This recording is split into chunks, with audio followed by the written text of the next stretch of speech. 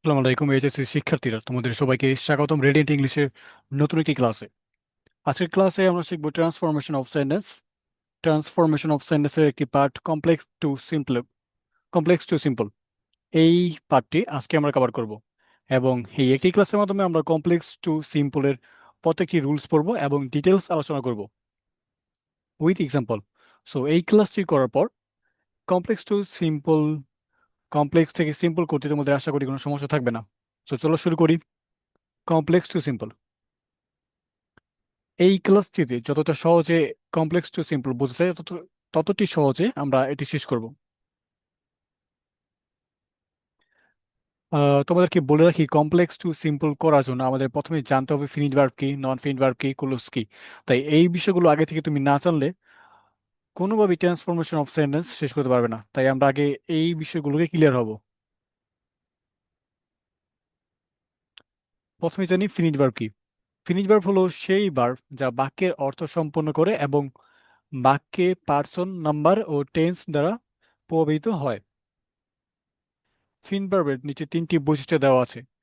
এক নম্বর হচ্ছে এটি মেইন ভার্ব হিসেবে কাজ করে। একটি সেন্টেন্সে অর্থ প্রকাশ করতে হলে ভার্বের প্রয়োজন হয়। ফিনিট ভার্ব একটি সেন্টেন্সে মেইন ভার্ব হিসেবে কাজ করে, অর্থাৎ ফিনিট ভার্ব ছাড়া একটি সেন্টেন্স গঠিত হতে পারে না। দ্বিতীয়ত, ফিনিট ভার্ব সাধারণত সাবজেক্টের ঠিক পরেই বসে।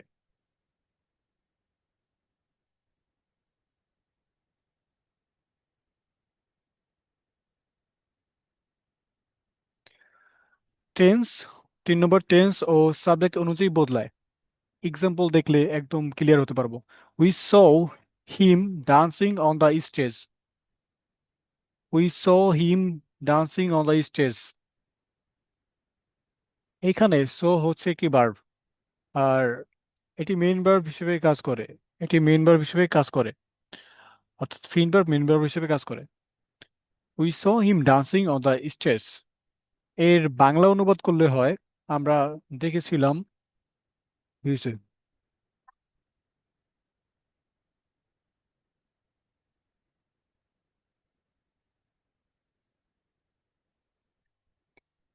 আমরা দেখেছিলাম তাকে নাচতে, ডান্সিং। সো এখানে যদি বলা হয় we saw him on the stage, অর্থাৎ আমরা যদি ডান্সিং শব্দটি এখান থেকে বাদ দেই, তবে এর অর্থ হয় আমরা তাকে দেখেছিলাম স্টেজে। তার মানে এই স বারটি থাকলে এটি অর্থ সম্পূর্ণ করে। কিন্তু এখানে শুধু যদি ডান্সিং দেই, we him dancing on the stage, আমরা তাকে নাচতে, সো এইখানে অর্থ সম্পূর্ণ হয় না। তার মানে শুধু স ভার্বটি নিলে এই সেন্টেন্সে অর্থ সম্পূর্ণ প্রকাশ পায়, কিন্তু শুধু ডান্সিং ভার্বটি নিলে অর্থ প্রকাশ পায় না। তাই আমরা সটিকে বলতে পারি স হচ্ছে মেইন ভার্বের কাজ করছে। স এখানে ভার্ব, ডান্সিং একটি ভার্ব, কিন্তু স এখানে মেইন ভার্বের কাজ করছে, কিন্তু ডান্সিং মেইন ভার্বের কাজ করে না। আর 2 নম্বর বৈশিষ্ট্য হচ্ছে ফিনিট ভার্ব সাধারণত সাবজেক্টের ঠিক পরেই বসে। এখানে উই হচ্ছে সাবজেক্ট এই সেন্টেন্সে। উই স আমরা দেখেছিলাম, যেই কাজ করে তাকে বলা হয় সাবজেক্ট। একটি সেন্টেন্সে যেই কাজ করে বা যার সম্পর্কে বলা হয় সে হচ্ছে সাবজেক্ট। এখানে উই হচ্ছে সাবজেক্ট, কারণ উই এই কাজটি করে, অর্থাৎ দেখেছে কারা, আমরা, উই। এবং এই সাবজেক্টের পরেই ভার্বটি বসে, ভার্বটি বসে। আর ফিন ভার্ব যেহেতু মেইন ভার্বের পরে বসে, তাই সটিকে আমরা মেইন ভার্ব বলতে পারি। আবার 3 নম্বর বৈশিষ্ট্য হচ্ছে ফিনিট ভার্ব টেন্স এবং সাবজেক্ট অনুযায়ী বদলায়। দ্বিতীয় এক্সাম্পল এই বিষয়টি আমরা ক্লিয়ার হব। আই গো টু স্কুল, আমি স্কুলে যাই। হি গোস টু স্কুল।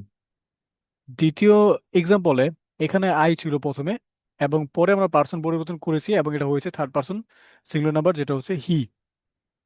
এখানে পার্সন পরিবর্তনের কারণে ভার্বের পরিবর্তন ঘটে। এখানে গো থেকে হয়ে গেছে গোস, অর্থাৎ আই থেকে হি পার্সন পরিবর্তন পরিবর্তন করার কারণে ভার্বেরও পরিবর্তন হয়েছে। তাই বলা যায় গো হচ্ছে এখানে, গো বা গোস হচ্ছে এখানে ফিনিট ভার্ব। তার মানে ফিনিট ভার্ব চেনার 3টি উপায় হচ্ছে এটি মেইন ভার্ব হিসেবে কাজ করে, এটি ছাড়া বাক্য গঠিত হতে পারে না, এবং ফিনিট ভার্ব সাধারণত সাবজেক্টের ঠিক পরেই বসে। একটি সেন্টেন্সে যে সাবজেক্ট থাকে ঠিক তার পরেই ফিনিট ভার্ব বসে, এবং টেন্স এবং সাবজেক্ট অনুযায়ী বদলায়। অর্থাৎ যদি টেন্স পরিবর্তন ঘটে বা সাবজেক্টের পরিবর্তন ঘটে, তবে ফিনিট ভার্বের পরিবর্তন ঘটে।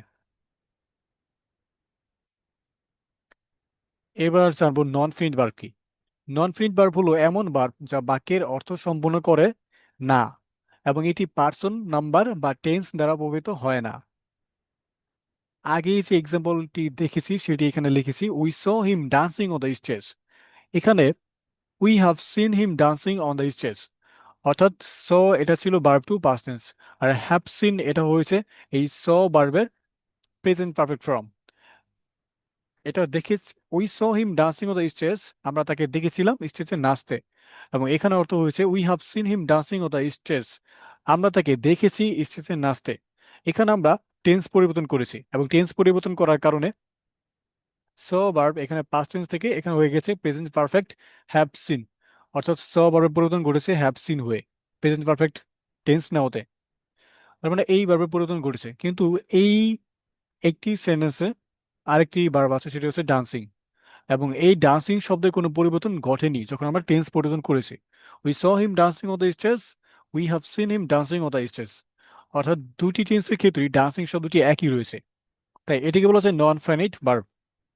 কারণ নন ফাইনাইট ভার্ব এমন একটি ভার্ব যা বাক্যের অর্থ সম্পন্ন করে না, অর্থাৎ শুধুমাত্র নন ফাইনাইট ভার্ব ইউজ করে আমরা একটি সেন্টেন্স লিখতে পারি না, আমাদেরকে মেইন ভার্ব হিসেবে যে কোনো ভার্ব নিতে হবে। এখানে আমরা মেইন ভার্ব হিসেবে নিয়েছি স, এবং এখানে হ্যাভ সিন। আর ডান্সিং, ডান্সিং হচ্ছে এখানে নন ফাইনাইট ভার্ব, অর্থাৎ এটি অর্থ পুরোপুরি সম্পন্ন করে না, কিন্তু এটি অর্থের একটু অতিরিক্ত অর্থ প্রকাশে এটি আমরা ইউজ করি। আর টেন্স অনুযায়ী এটি পরিবর্তন ঘটে না, এটি উভয় টেন্সে বা যে কোনো টেন্সে একই রকম থাকতে পারে। যেমন এখানে আমরা টেন্স পরিবর্তন করেছি, ডান্সিং একই রকম রয়েছে। আচ্ছা, সো ফাইনিট ভার্ব এবং নন ফাইনিট ভার্ব আমরা চিনতে পেরেছি। এবার এই ফাইনিট ভার্ব এবং নন ফাইনিট ভার্ব আমাদেরকে সাহায্য করবে ক্লোজ চিনতে। তো যদি ফাইনিট ভার্ব বা নন ফাইনিট ভার্ব আমরা আগে থেকে না চিনি, তো আমরা ক্লোজ চিনতে পারবো না। তাই আমরা প্রথমেই ফাইনিট ভার্ব কি এবং নন ফাইনিট ভার্ব কি সেটি চিনেছি। এবার আমরা জানবো ক্লোজ কি। ক্লোজ হলো এমন একটি বাক্যাংশ, অর্থাৎ সেন্টেন্সের পার্ট, যেখানে একটি সাবজেক্ট থাকে এবং একটি ফাইনিট ভার্ব থাকে। After finishing his homework we went to the he went to the market. Subject কি সেটি আমরা জানি, একটি সেন্টেন্সে যে কাজ করে বা যার সম্পর্কে বলা হয় সে হচ্ছে subject. He went to the market এই অংশে, এখানে সেন্টেন্সের দুইটা পার্ট আছে। আফটার ফিনিশিং হিজ হোমওয়ার্ক এটা একটা অংশ, এবং he went to the market এটা একটা অংশ। এবং এই অংশে সাবজেক্ট আছে he, he went to the market, সে মার্কেটে গিয়েছিল, তার মানে হি হচ্ছে subject.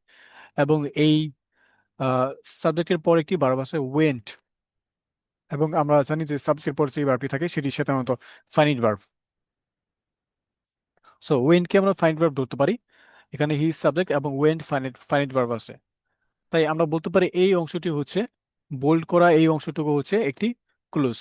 He went to the market এটা হচ্ছে একটি ক্লুজ, যেহেতু এখানে একটি সাবজেক্ট আছে এবং একটি ফাইনিট ভার্ব আছে। কিন্তু এর প্রথম অংশ after finishing his homework, after finishing his homework এখানে একটি ভার্ব আছে যেটি হচ্ছে ফিনিশিং, কিন্তু এটি ফাইনিট না, নন ফাইনিট ভার্ব। কারণ এটা হচ্ছে শুধু ভার্বের সাথে শুধু আইএনজি ফর্ম, এবং এটা হচ্ছে নন ফাইনিট ভার্ব, আর এখানে সাবজেক্ট নেই। তাই বলতে পারি এটা হচ্ছে, এটা ক্লুজ না, এবং এটা হচ্ছে ক্লুজ। তো যেটা ক্লুজ না সেটাকে আমরা বলতে পারি ফ্রেজ, এবং যেখানে সাবজেক্ট এবং ফাইনিট ভার্ব থাকে সেটাকে বলতে পারি ক্লুজ। তাই এটা হচ্ছে একটা ক্লুজ। একইভাবে ওয়াকিং থ্রু দ্য ফরেস্ট, এইখানে প্রথম অংশে কোনো সাবজেক্ট নেই। দ্বিতীয় অংশে, বোল্ড করা দ্বিতীয় অংশে এখানে সাবজেক্ট আছে দেই, এবং এর পরে কি ভার্ব আছে সো। আর সাবজেক্টের পরে যে ভার্বটি থাকে সেটাকে আমরা ফাইন্ড ভার্ব ধরতে পারি, তাই সো হচ্ছে একটি ফাইন্ড ভার্ব। তাই এখানে দিস সো এ টাইগার এটি হচ্ছে একটি ক্লুজ, এটি হচ্ছে একটি ক্লুজ যেহেতু এখানে সাবজেক্ট আছে এবং ফাইন্ড ভার্ব আছে। Are walking through the forest এই অংশে এখানে কোনো সাবজেক্ট নেই, এবং ওয়াকিং হচ্ছে একটি non finite verb, verb plus ING. তাই এটাকে আমরা ফ্রেজ বলতে পারি, এবং এটা হচ্ছে ক্লুজ। সো ক্লুজ, আমি আবারও মনে করি দিই, ক্লুজ হচ্ছে এমন একটি বাক্যের এমন একটি অংশ যেখানে একটি সাবজেক্ট থাকে এবং একটি ফাইনিট ভার্ব থাকে।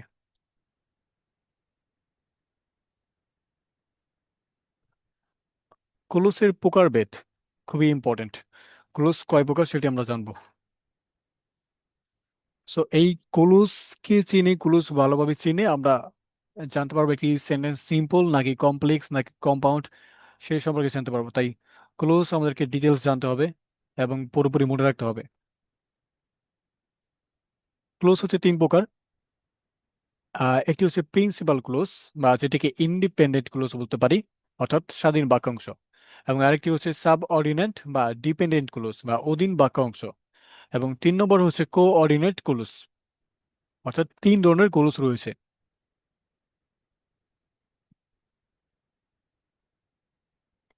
প্রথমে চলো জানি প্রিন্সিপাল ক্লোজ কি। প্রিন্সিপাল মানে হচ্ছে প্রধান, প্রধান ক্লোজ। ইন্ডিপেন্ডেন্ট ক্লোজ মানে হচ্ছে স্বাধীন, অর্থাৎ যে প্রধান সেই স্বাধীন। তার মানে স্বাধীনভাবে যে অর্থ প্রকাশ করে। ইন্ডিপেন্ডেন্ট ক্লোজ হলো এমন একটি ক্লোজ যা নিজে একটি সম্পূর্ণ বাক্য হিসেবে অর্থ প্রকাশ করতে পারে। অর্থাৎ যেই ক্লোজটি স্বাধীনভাবে নিজে থেকেই অর্থ প্রকাশ করতে পারে অন্য কোনো বাক্যের সাহায্য ছাড়া, তাকে বলা যায় প্রিন্সিপাল ক্লোজ বা ইন্ডিপেন্ডেন্ট ক্লোজ।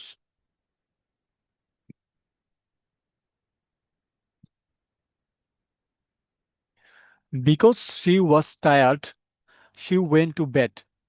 এখানে বিকজ শি এটা একটা সাবজেক্ট, এবং ওয়াজ টায়ার্ড, ওয়াজ হচ্ছে ভার্ব। তার মানে এখানে সাবজেক্ট আছে এবং ভার্ব আছে, তার মানে এটি হচ্ছে একটি ক্লোজ। একইভাবে শি এখানে একটি সাবজেক্ট এবং এখানে ওয়েন্ট হচ্ছে ভার্ব, তার মানে এটি একটি ক্লোজ। অর্থাৎ এখানে দুইটি ক্লোজ রয়েছে। তবে এইখানে দুইটির মধ্যে একটি হচ্ছে প্রিন্সিপাল ক্লোজ বা ইন্ডিপেন্ডেন্ট ক্লোজ। আমরা যদি দেখি যে কে আসলে একা একা অর্থ প্রকাশ করতে পারে বা কে অন্য বাক্যের সহযোগিতা ছাড়া অর্থ প্রকাশ করতে পারে। বিকজ শি ওয়াজ টায়ার্ড, যেহেতু সে দুর্বল ছিল। যেহেতু সে দুর্বল ছিল, তো কি হয়েছিল এখানে আরেকটি অর্থ প্রয়োজন হয়। এটি একা একা অর্থ প্রকাশ করতে পারছে না। বিকজ শি ওয়াজ টায়ার্ড, সে যেহেতু দুর্বল ছিল, তারপর কি হয়েছিল সেটি আমাদের জানা প্রয়োজন। তার মানে এই বিকজ শি ওয়াজ টায়ার্ড এটি একা একা অর্থ প্রকাশ করতে পারে না। এটাকে আমি একা লিখলে এটি সম্পূর্ণ অর্থ দিতে পারে না, তাই এটা প্রিন্সিপাল ক্লোজ না। কিন্তু শি ওয়েন্ট টু বেড, সে বিছানায় গিয়েছিল। সে বিছানায় গিয়েছিল এই পর্যন্ত লিখলে, শুধু এতটুকু লিখলে আমাদের অর্থ প্রকাশ পায়, আর কোনো বাক্যের প্রয়োজন পড়ে না, এবং এটা সম্পূর্ণভাবে অর্থ প্রকাশ করতে পারে। অর্থাৎ এই বিকজ শি ওয়াজ টায়ার্ড এটা না লিখলো, শি ওয়েন্ট টু বেড এটা পুরোপুরি অর্থ প্রকাশ করতে পারে। তাই এটাকে আমরা বলতে পারি প্রিন্সিপাল ক্লোজ বা ইন্ডিপেন্ডেন্ট ক্লোজ। কিন্তু বিকজ শি ওয়াজ টায়ার্ড, যেহেতু সে দুর্বল ছিল, তো কি হয়েছে আমাদের প্রশ্ন থাকে। তার মানে এটি সম্পূর্ণ অর্থ প্রকাশ করতে পারে না। তাই বিকজ শি ওয়াজ টায়ার্ড এটি প্রিন্সিপাল ক্লোজ না বা ইন্ডিপেন্ডেন্ট ক্লোজ না। কিন্তু শি ওয়েন্ট টু বেড, সে বিছানায় গিয়েছিল, এখানে আমরা বাক্য শেষ করতে পারি, আমাদের আর কোনো প্রশ্ন থাকে না। তাই এটাকে আমরা বলতে পারি প্রিন্সিপাল ক্লোজ বা ইন্ডিপেন্ডেন্ট ক্লোজ। আচ্ছা, প্রিন্সিপাল ক্লোজ বা ইন্ডিপেন্ডেন্ট ক্লোজ চেনার একটা শর্টকাট উপায় হচ্ছে যে প্রিন্সিপাল ক্লোজ চেনার শর্টকাট উপায় হচ্ছে আহ, এটি অর্থ একা প্রকাশ করতে পারে, এবং যেটি প্রিন্সিপাল ক্লোজ না বা ইন্ডিপেন্ডেন্ট ক্লোজ না, অর্থাৎ ডিপেন্ডেন্ট বা অধীন বাক্য অংশ, সেটি একা অর্থ প্রকাশ করতে পারে না। এবং এর আগে কিছু কনজাংশন থাকতে পারে, যেমন এখানে শি ওয়াজ টায়ার্ড, এর আগে একটি কনজাংশন আছে সেটি হচ্ছে বিকজ। এবং যেই ক্লোজের আগে কিছু কনজাংশন থাকতে পারে সেগুলোকে আমরা বলতে পারি, যেগুলো সাব অর্ডিনেট কনজাংশন সেগুলো যদি থাকে, যেমন বিকজ কি সাব অর্ডিনেট কনজাংশন, তাহলে এটাকে আমরা বলতে পারি ডিপেন্ডেন্ট ক্লোজ, অর্থাৎ এটি প্রিন্সিপাল ক্লোজ না। এবার সাব অর্ডিনেট বা ডিপেন্ডেন্ট ক্লোজ আমরা ডিটেলস একটু জানি, বা অধীন বাক্যাংশ। সাব অর্ডিনেট ক্লোজ হলো এমন একটি ক্লোজ যা একা একা অর্থ সম্পন্ন করতে পারে না। অর্থ সম্পূর্ণরূপে প্রকাশ করার জন্য এটিকে সবসময় একটি প্রিন্সিপাল ক্লোজের উপর নির্ভর করতে হয়। Because she was tired she went to bed, যেহেতু সে দুর্বল ছিল তাই সে বিছানায় গিয়েছিল। এর আগে আমরা দেখলাম শি ওয়েন্ট টু বেড, সে বিছানায় গিয়েছিল, এটা একা অর্থ প্রকাশ করতে পারে। এটি বললেই অর্থ প্রকাশ হয়ে যায়, তাই এটি হচ্ছে প্রিন্সিপাল ক্লোজ। আর she was tired, because she was tired, যেহেতু সে দুর্বল ছিল, তো কি হয়েছিল একটি প্রশ্ন থেকে যায়, তার মানে এটি অর্থ প্রকাশ করতে পারে না। তাই বিকজ শি ওয়াজ টায়ার্ড এটিকে বলা যায় সাবঅর্ডিনেট বা ডিপেন্ডেন্ট ক্লোজ। অর্থাৎ এই অংশটি অর্থ প্রকাশ করার জন্য এই মেইন ক্লোজটির উপর ডিপেন্ড করে বা প্রিন্সিপাল ক্লোজটির উপর ডিপেন্ড করে। তাই এটাকে বলা যায়, বিকজ শি ওয়াজ টায়ার্ড কে বলা যায় সাবঅর্ডিনেট বা ডিপেন্ডেন্ট ক্লোজ। সাবঅর্ডিনেটিং কনজাংশন বা রিলেটিভ প্রোনাউন দ্বারা শুরু হওয়ার কারণে এটির সাথে অর্থ প্রকাশ করতে পারে না। সাবঅর্ডিনেট কনজাংশন হচ্ছে অল দো even though, where as, well, even as, if, as if, the way, as though, because, since, as, where, who, what. এই কনজাংশন গুলো যদি থাকে, তাহলে আমরা ধরে নিতে পারি যে ওই ক্লোজটি হচ্ছে সাবঅর্ডিনেট ক্লোজ বা ডিপেন্ডেন্ট ক্লোজ, অর্থাৎ অধীন বাক্যাংশ। এবং এই কনজাংশন গুলোকে বলা যায় সাবঅর্ডিনেট কনজাংশন। এবার জানবো কোঅর্ডিনেট ক্লোজ কি। যখন দুটি প্রিন্সিপাল ক্লোজ, আমরা 1 নম্বরে পড়লাম প্রিন্সিপাল ক্লোজ, যেটি নিজে নিজে অর্থ প্রকাশ করতে পারে, একা একা অর্থ প্রকাশ করতে পারে। প্রিন্সিপাল ক্লোজ বা ইন্ডিপেন্ডেন্ট ক্লোজ, যাদের প্রত্যেকেই স্বাধীনভাবে একটি সম্পূর্ণ অর্থ প্রকাশ করতে পারে, সেগুলো একটি কোঅর্ডিনেটিং কনজাংশন দ্বারা যুক্ত করা হয়, তখন প্রত্যেকটি অংশকে কোঅর্ডিনেট ক্লোজ বলা হয়। কোঅর্ডিনেট কনজাংশন হচ্ছে and, but, or, for, so, yet. এগুলো হচ্ছে কোঅর্ডিনেট কনজাংশন। এবং এর আগে আমরা পড়লাম সাবঅর্ডিনেট কনজাংশন, এগুলো হচ্ছে সাবঅর্ডিনেট কনজাংশন। এবং and, but, or, for, so, yet এগুলো হচ্ছে কোঅর্ডিনেট কনজাংশন। যখন একটি প্রিন্সিপাল ক্লোজ থাকে, যেমন এখানে শি ওয়াজ টায়ার্ড, এটা কি প্রিন্সিপাল ক্লোজ, এবং শি ওয়েন্ট টু বেড, এটিও একটি প্রিন্সিপাল ক্লোজ। অর্থাৎ এই দুটি বাক্য নিজে থেকে অর্থ প্রকাশ করতে পারে। শি ওয়াজ টায়ার্ড, সে দুর্বল ছিল, এখানে আমরা শেষ করতে পারি, বাক্যটি শেষ করতে পারি। আবার শি ওয়েন্ট টু বেড, সে বিছানায় গিয়েছিল, এখানে আমরা চাইলে বাক্যটি শেষ করতে পারি। অর্থাৎ এই দুটি সেন্টেন্সই একা একা অর্থ প্রকাশ করতে পারে। তাই এই দুটি সেন্টেন্সকে, এই দুটি অংশকে, সেন্টেন্সের অংশকে আমরা বলতে পারি প্রিন্সিপাল ক্লোজ বা ইন্ডিপেন্ডেন্ট ক্লোজ, যেটি স্বাধীনভাবে অর্থ প্রকাশ করতে পারে।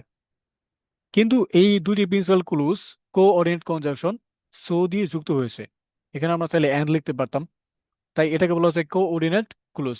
অর্থাৎ এখন এই প্রিন্সিপাল ক্লুজটি দুটির, এই দুটি প্রিন্সিপাল ক্লুজই শি ওয়াজ টায়ার্ড এবং শি ওয়েন্ট টু বেড, দুটি এখন হয়ে গেছে কোঅর্ডিনেট ক্লুজ। অর্থাৎ এখানে এই দুটি মেন ক্লুজ আর নেই, এই দুটি হচ্ছে কোঅর্ডিনেট ক্লুজ। এটাও কোঅর্ডিনেট ক্লুজ এবং এটাও কোঅর্ডিনেট ক্লুজ। ওকে, সো কোঅর্ডিনেট কনজাংশন দিয়ে যদি যুক্ত থাকে তাহলে আমরা ধরতে পারি যে সেগুলো হচ্ছে কোঅর্ডিনেট ক্লুজ। আচ্ছা, আমরা এখন চিনলাম ক্লোজ এর প্রকারভেদ, প্রিন্সিপাল ক্লোজ কি, সাবঅর্ডিনেট ক্লোজ কি এবং কোঅর্ডিনেট ক্লোজ কি। এবার এই ক্লোজের সাহায্যে আমরা জানবো সিম্পল সেন্টেন্স কাকে বলে, কমপ্লেক্স সেন্টেন্স কাকে বলে এবং কম্পাউন্ড সেন্টেন্স কাকে বলে।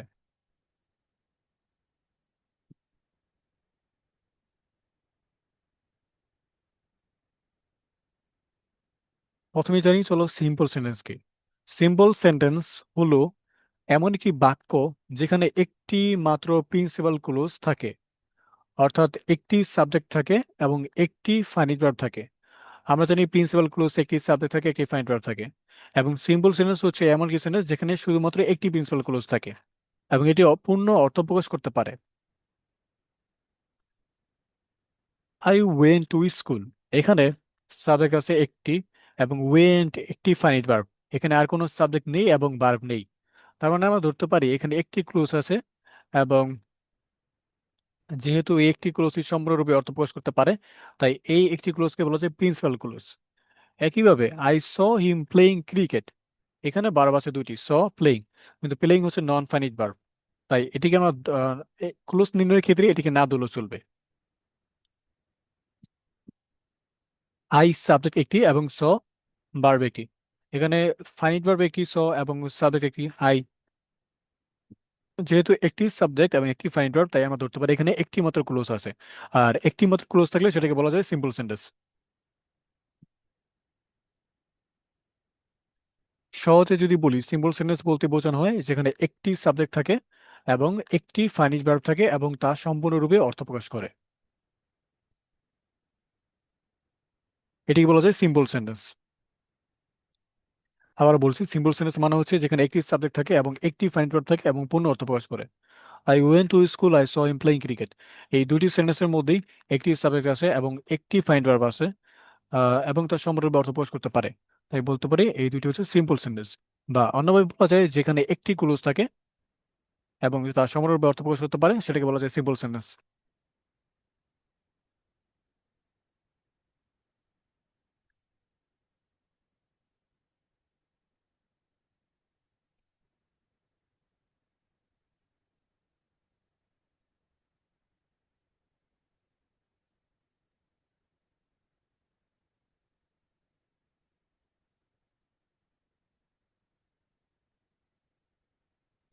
এবার কমপ্লেক্স সেন্টেন্স কি।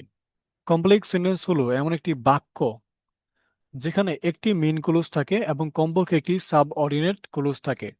মেইন ক্লোজ হচ্ছে এমন একটি ক্লোজ যেটি স্বাধীনভাবে অর্থ প্রকাশ করতে পারে নিচে নিচে, এবং সাবঅর্ডিনেট ক্লোজ হচ্ছে যেটি ওই মেইন ক্লোজ বা প্রিন্সিপাল ক্লোজের উপরে ডিপেন্ড করে অর্থ প্রকাশ করার জন্য।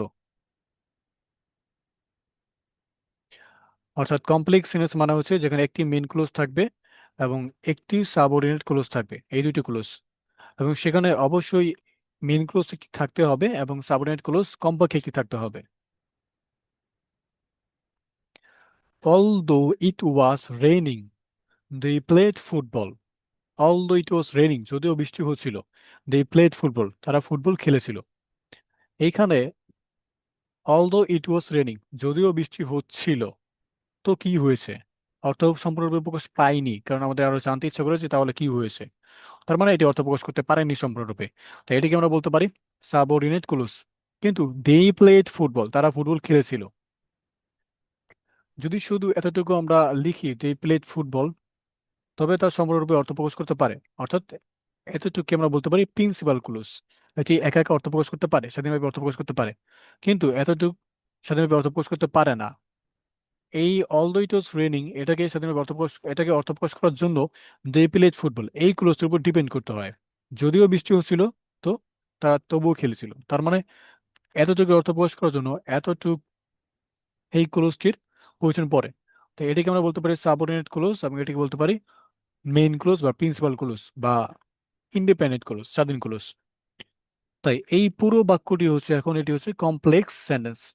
কারণ আমরা জানি কমপ্লেক্স সেন্টেন্স একটি মেইন ক্লোজ থাকে এবং একটি সাবঅর্ডিনেট ক্লোজ থাকে। দে প্লেড ফুটবল, এটা হচ্ছে মেইন ক্লোজ, এবং although it was raining, এটা হচ্ছে সাবঅর্ডিনেট ক্লোজ। আবার খেয়াল করে তোমরা দেখবে যে প্রথম ক্লোজটির আগে অলদো আছে, যেটি হচ্ছে একটি সাবঅর্ডিনেট কনজাংশন। তাই এটি হচ্ছে একটি সাবঅর্ডিনেট ক্লোজ। তো এটাকে আমরা বলতে পারি একদম পুরোটা হচ্ছে কমপ্লেক্স সেন্টেন্স।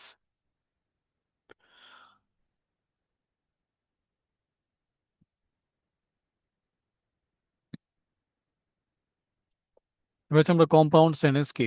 কম্পাউন্ড সেন্টেন্স হলো এমন একটি বাক্য যেখানে দুটি বা ততোধিক, দুইয়ের বেশি মেইন ক্লোজ থাকে এবং সেগুলো কোঅর্ডিনেট কনজাংশন দিয়ে যুক্ত থাকে। She cooked dinner, she subject, cooked হচ্ছে পানিট ভার্ব। তাই এটি একটি ক্লোজ এবং এটি হচ্ছে she cook dinner, say dinner রান্না করেছিল। এই ক্লোজটি এক এক অর্থ প্রকাশ করতে পারে, তাই এটা হচ্ছে একটা মেইন ক্লোজ। আবার he wash the dishes, he subject, wash হচ্ছে ফাইন্ড ভার্ব, তাই এটি একটি ক্লোজ। এবং হি ওয়াশ দ্য ডিশেস, সে থালা বাসন পরিষ্কার করেছিল।